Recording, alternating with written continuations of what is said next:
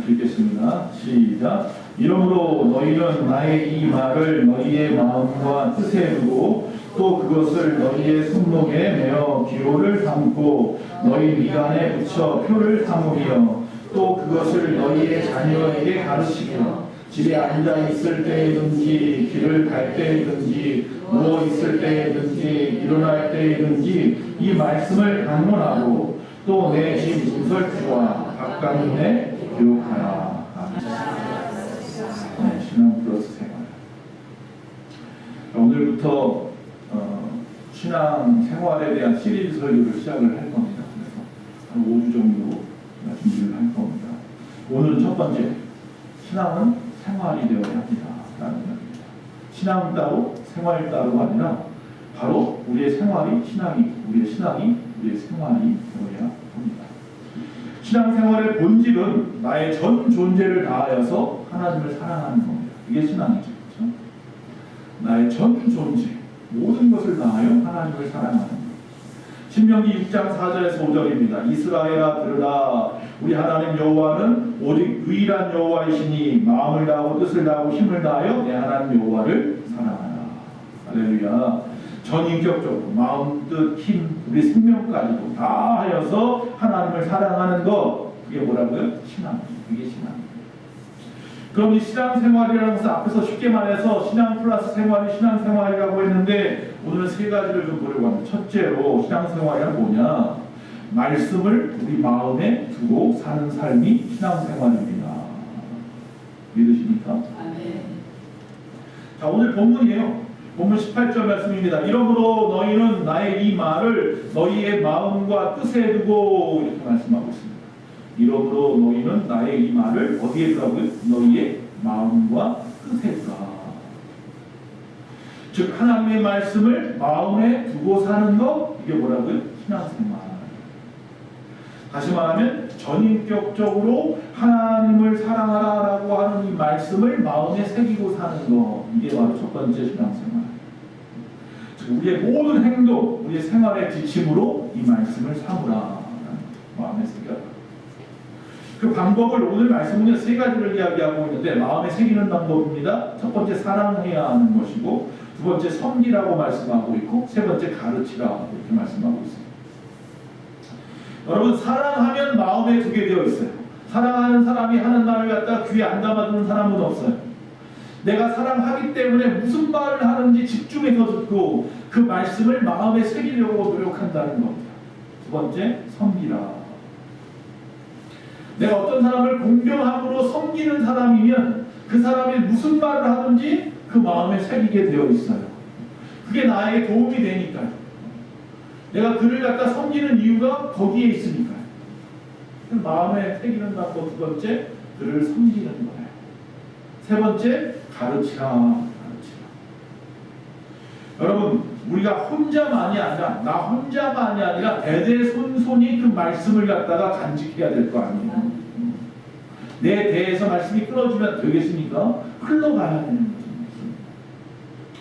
그래서 이 믿음의 유산이 내 세대, 한 세대에 머무는 것이 아니라 그 믿음의 이 유산이 주님이 다시 오실 때까지 계속해서 흘러가는 것이 우리의 삶의 최고의 가치가 되어야 합니다. 그래서 성도의 가정에 사명이 있다면 자녀를 말씀의 원리로 양육하는 것이 됩니다. 여러분, 제가 어떤 사람을 좀 이야기해 보려고 합니다. 강돈우이라고 하는 분이 계셨습니다. 이 강돈우이라고 하는 분은 교육가였으며 학교의 교장 선생님이었으며 그리고 또한 믿음 좋은 장로님이었습니다. 그에게는 딸이 하나 있었습니다. 이름은 강반석입니다. 강반석이라고 하는 이 딸은 또 역시 믿음이 좋다고 소문난 딸이었습니다. 그리고 권사님이 되었습니다. 그가 또 결혼을 했습니다. 김형직이라고 하는 교회 청년과 결혼을 했습니다. 그래서 아름다운 가정을 꾸몄습니다. 그리고 아들을 낳았습니다. 복면가왕 앞에서 인도한 이름이 뭐예요? 복면가왕 프로그램 하나 있잖아요. 김성주죠. 김성주라고 하는 아들을 하나 낳았습니다. 이 아들은 기골이 장대합니다. 똑똑합니다. 건강합니다. 지혜롭습니다. 리더십도 아주 뛰어납니다. 근데 뭐만 물려주지 못했냐면 신앙을 물려주지 못했어요. 그 김성주라고 하는 이 청년이 나중에 이제 크고 난 다음에 자서전을 썼는데 그 자서전에다가 뭐라고 썼냐면 어렸을 때의 어머니와 신앙생활했던 것을 회고해서 이렇게 썼습니다. 어머니는 일요일마다 내 손을 꼭 붙잡고 교회에 갔습니다. 갔네요. 계속 달고 다녔어요. 그런데 목사님의 설교는 길고 지루했고 저도 뜨끔합니다. 그리고 어머니는 끝날 때까지 계속 졸고 있었습니다. 그러니까 이 어린아이 시절에 신앙생활을 했었는데 이 김성주라고 하는 이 청년이 나중에 생각해보니까 신앙생활한 한 줄밖에 생각이 안 나는데 그것은 뭐냐면 목사님의 설교가 지루했다는 것이고 또한 어머니는 옆에서 계속해서 끝날 때까지 졸고만 앉아 계셨다는 거예요.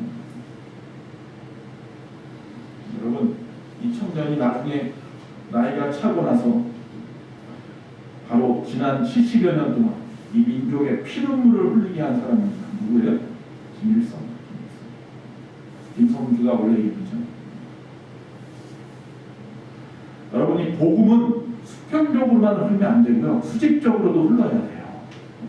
내 이웃에게는 복음을 전하는데 내 자녀에게는 복음을 안 전해요. 내 이웃에게는 성경 말씀을 가르치려고 하면서 내 자녀들에게 가르치지 않아요.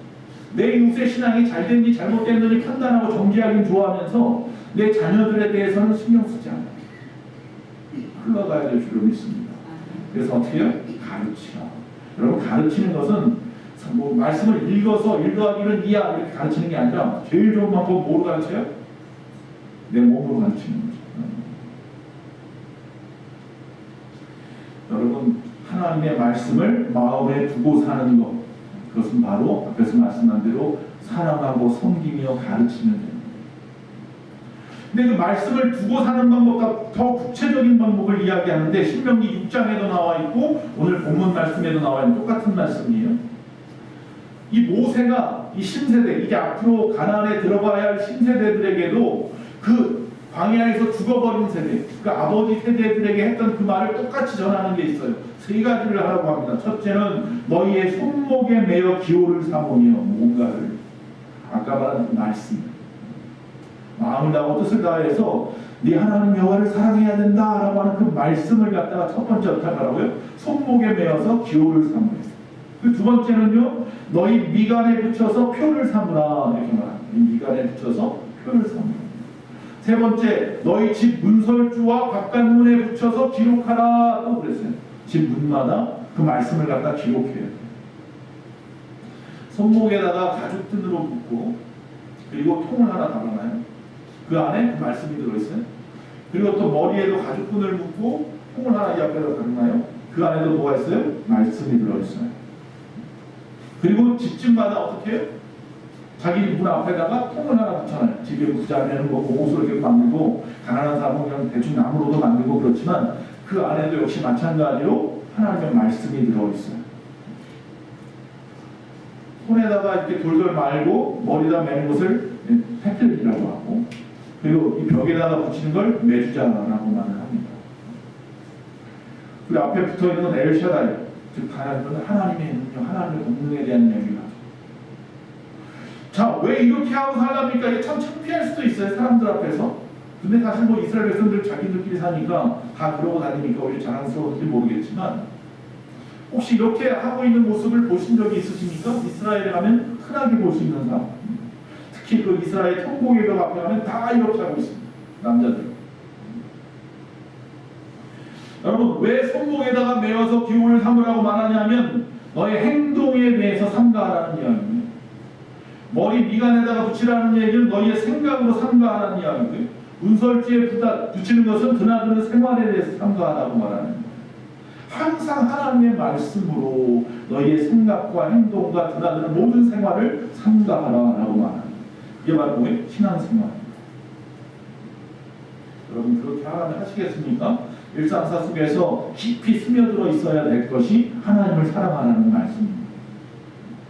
그 말씀을 붙잡고 승리하고 싶으십니까? 한 명도 없습니다. 그 말씀을 붙잡고 승리하고 싶으십니까? 네. 그러면 먼저 성경을 읽으십시오. 할렐루야. 말씀을 묵상하십시오. 말씀을 책상이나 냉장고나 문이나 아니면 화장실 벽이나 붙일 수 있는 데 다 붙여놓으시고 마음에 새기는 방법도 좋은 방법입니다. 아니면 등하교 시간이나 출퇴근 시간이나 잠자기 전이나 일어나기 전이나 역시 마찬가지로 새벽이나 아침이나 그렇게 하나님의 말씀을 읽는 것도 좋은 방법일 겁니다. 여러분, 말씀에는 뭐가 있냐면 권세가 있어요. 할렐루야.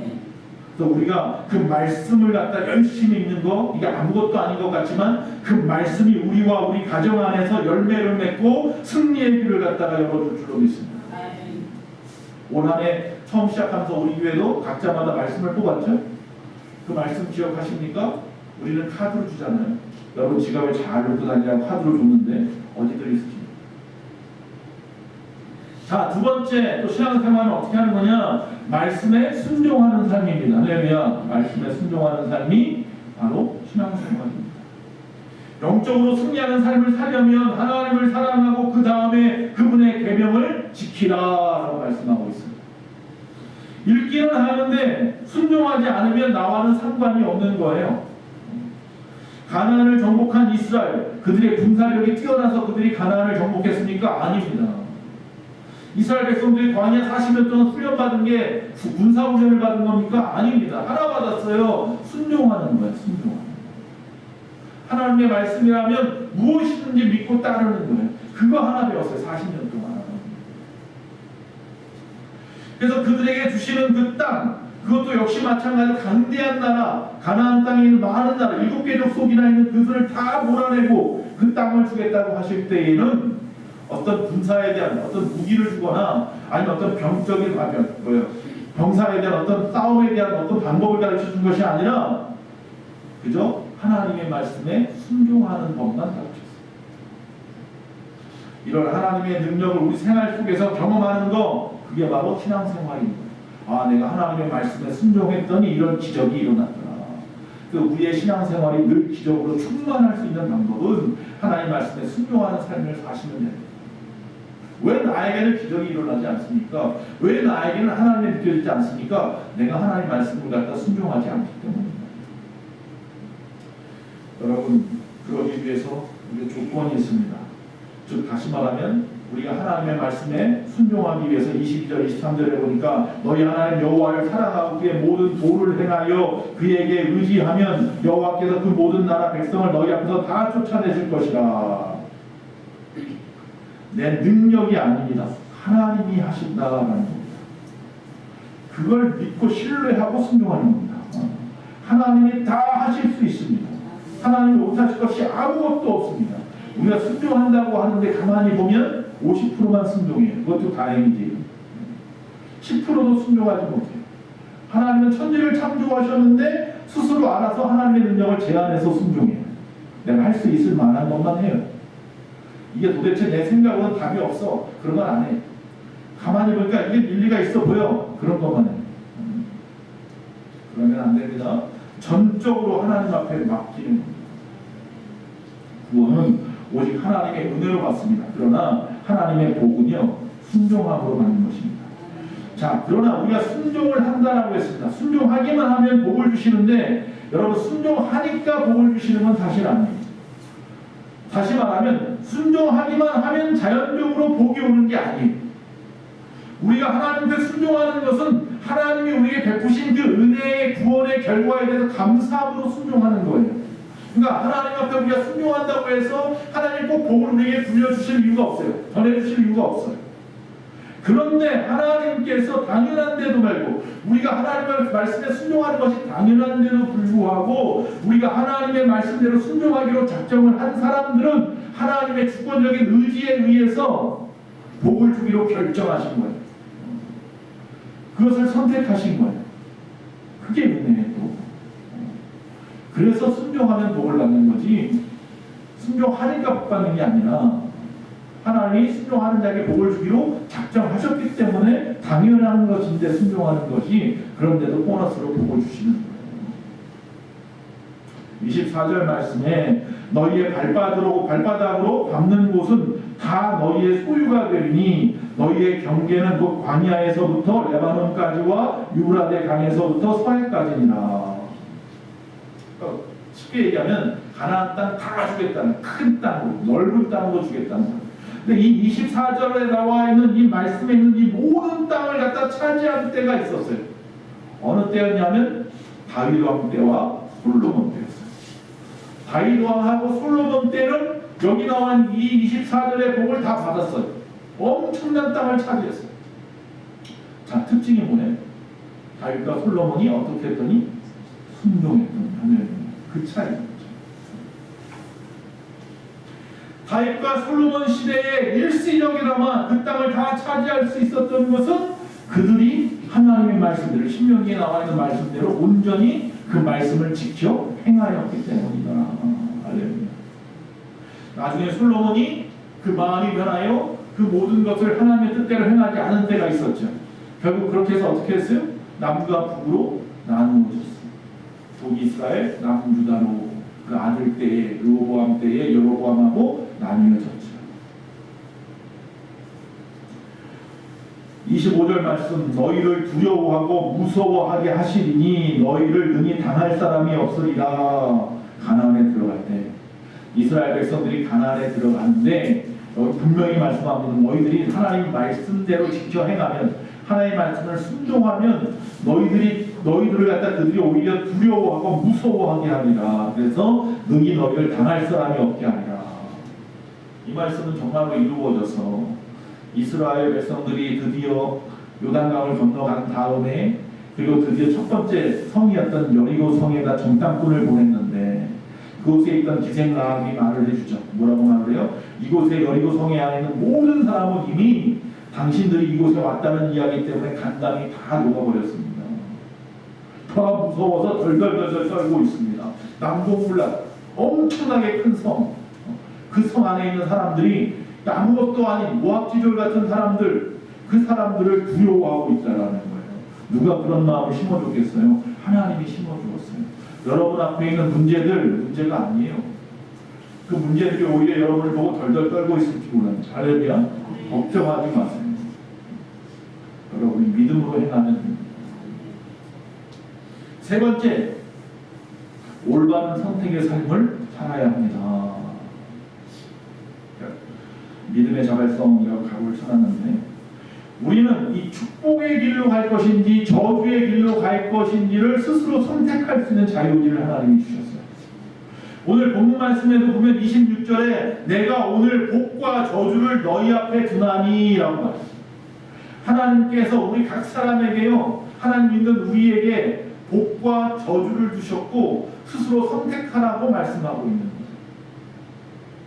자, 모세가 가나안을 앞에 둔 신세대, 새로운 세대에게 너희가 가나안에 들어가거든 그곳에서 만나는 산이 있어. 두 개의 산이 마주보고 있는데 하나는 그림심산이고 하나는 에발산이에요. 그 두 산 사이에 세겜이라고 하는 땅이 있는데 거기 서서 그 산을 보고 선포해라 라고 말하는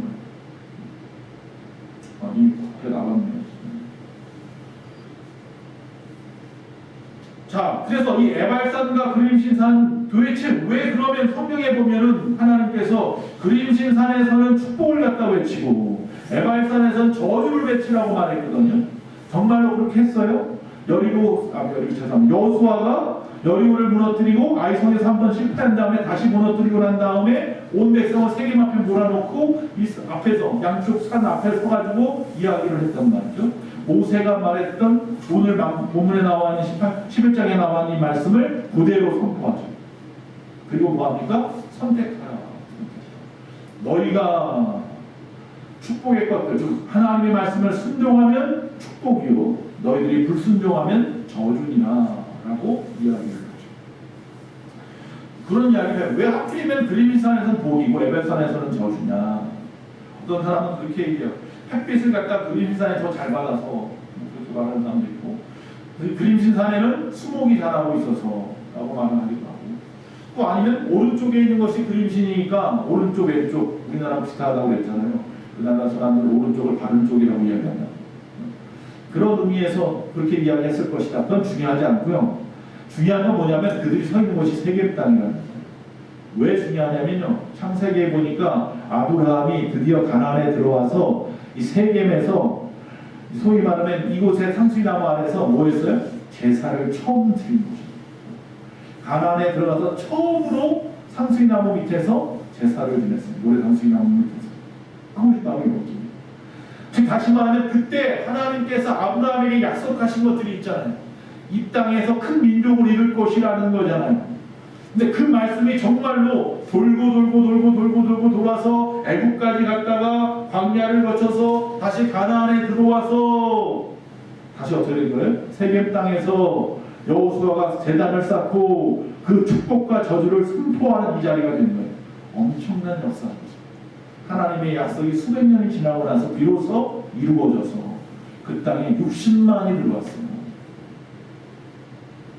이스라엘 백성들이 애굽에 잡혀갈 때 70명 정도, 잡혀갈 때가 아니라 그 형제들이 들어갈 때 70명 정도가 들어갔는데 430년이 지나고 나올 때 60만이 되었고 40년 광야 생활을 지났는데도 다시 또 60만 그대로여서 말씀대로 한 민족을 이루었더라.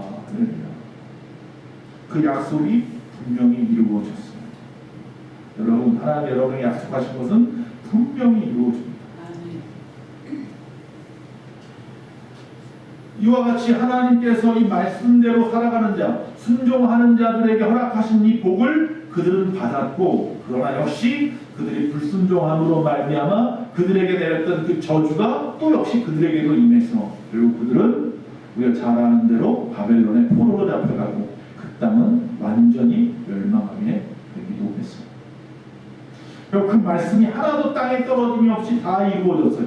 그러니 저와 여러분이 어떻게 하겠습니까? 여러분의 삶의 결정의 순간, 어려움의 삶 속에서 선택해야 되는 그 순간에 나는 하나님을 사랑하는지, 그 사랑하는 마음을 내가 가지고 있는지, 그 말씀을 마음에 두고 그 말씀대로 순종하려고 마음을 먹었는지, 그럼 오늘 내가 무엇을 선택해야 되는지 한 번쯤 생각하시고 그리고 선택하고 나아가시기 바랍니다. 우리의 문제는요, 하나님이 나에게 말씀하지 않는 게 아니에요. 왜 하나님이 나에게 말씀하지 않지? 아니요. 하나님은 항상 우리에게 말씀하죠. 문제는 뭐냐면 내가 그 말씀을 듣지 않는 게 문제입니다. 들을 귀가 없는 거지. 하나님 오늘도 끊임없이 여러분에게 말씀하고 있습니다. 그 말씀을 들을 수 있는 자, 그 말씀을 듣고 그 말씀을 선택하고 순종하는 자, 그들에게 놀라운 역사가 일어나는 거예요. 말씀을 마치면서 1998년 3월 19일 그날은 전 세계가 중국의 인민대회당을 갖다 주목했어요. 그날은 무슨 날이냐면 그날은 5년마다 총리를 세우는데 그 당시에 중국 인구가 12억이었는데 이 12억의 인구의 경제를 이끌어갈 새로운 지도자를 세우는 날이에요. 그 지도자가 주룽지예요. 들어보셨습니까? 이 주룽지라고 하는 사람이 등장한 날이에요. 1998년. 그때부터 2003년까지. 이게 왜 서방 사람들이 주룽지에다가 아주 귀를 쫑긋하고 무슨 말을 할까 들으려고 했느냐면 이 사람은 변혁, 개혁을 갖다가 중요시 여기는 사람이에요. 그는 객관성, 합리성을 가진 사람이고 개방적이었고 결단력이 있는 지도자라고 칭찬을 받았던 사람이에요. 그 사람이 드디어 그 나라의 주석이 되는 거예요. 주룽지가. 그래서 이 사람이 중국의 혁명적인 변화를 일으킨다고 이야기했던 사람이었기 때문에 그 사람이 도대체 어떤 변화, 어떤 결단을 갖다가 통해서 중국을 강대국으로 만들 것인가 귀를 쫑긋했어요. 그때 주룽지가 가장 핵심적인 키워드 하나를 이야기했어요. 그건 뭐냐면 이 민족 모두에게 자발성의 결단력이 있었으면 좋겠다는 거예요. 자발성의 결단이라고 말했어요. 무엇을 결단하든지 자발적으로 했으면 좋겠다. 통제받지 않고 위협받지 않고 스스로 결정할 수 있는 공산주의 국가에서는 놀라운 센세이션을 일으키는 이야기였어요. 그리고 문화 개방, 경제 개방을 확 연 사람이 있어요. 그래서 지금의 중국이 강대국이 될 수 있었던 역할을 했던 사람이 주룽지예요. 지금도 살아계세요. 96세. 이분이 이런 말을 했어요. 마음의 결단이 없이는 밝은 미래란 있을 수 없습니다. 스스로 자발적으로 마음의 결단을 하지 않고는 밝은 미래는 없습니다. 우리 예수 믿는 저와 여러분에게 이 말씀을 좀 귀담아 두었으면 좋겠어요. 우리가 억지로 순종하고 억지로 교회 나오고 억지로 뭐 하는 게 아니라 스스로 자발성을 가지고 결단해서 그렇게 나아가는 자에게는 밝은 미래가 있는 거예요. 물론 지금 중국이 많이 어렵다고 합니다. 물론 코로나도 있었지만 제 생각에는 누구 한 사람 때문인 것 같은데 그 사람이 이 모든 공을 다 자기 것으로 돌리고 계속해서 그 자리를 지키려고 지금 하고 있잖아요. 여러분, 성경은 우리 크리스천이 정말로 이 자발적인 결단을 하라고 끊임없이 이야기하고 있습니다. 좀 예배를 해도 감사하고, 봉사를 해도 기쁜 마음으로, 순종을 해도 즐거운 마음으로, 헌금을 해도 자유로운 마음으로 하라는 것. 억지로 하는 것이 아니라 말씀과 성령의 힘을 갖다 의지해서 내가 못하겠다면 말씀을 또 읽고 또 읽고 또 마음에 새기고 또 성령의 능력을 덧입어서 힘입어서 성령으로 충만해짐으로 그래서 결단하고 선택하라는 것입니다. 그것이 신앙생활. 그런 신앙생활 위에 뭐가 일어나요? 기적이 일어나요. 하나님 편에서는 당연한 것이고 우리 편에서는 기적일 뿐이죠. 하나님 앞에서는 아무것도 아닌 일입니다. 여러분의 가정을 도와주는 것, 여러분의 사업, 여러분의 직장, 여러분의 자녀, 여러분의 건강, 여러분의 관계, 우리 교회, 이 나라 도와주는 것, 하나님 편에서는 아무것도 아닙니다. 그러면 내가 순종할 줄 알아야 자발성이 결단되고 있습니다. 그러면 그 마음으로 다시 오늘 결단하는 저와 여러분 다 되시기를 간절히 축원합니다. 옳은 길만 따라갑시다. 그러면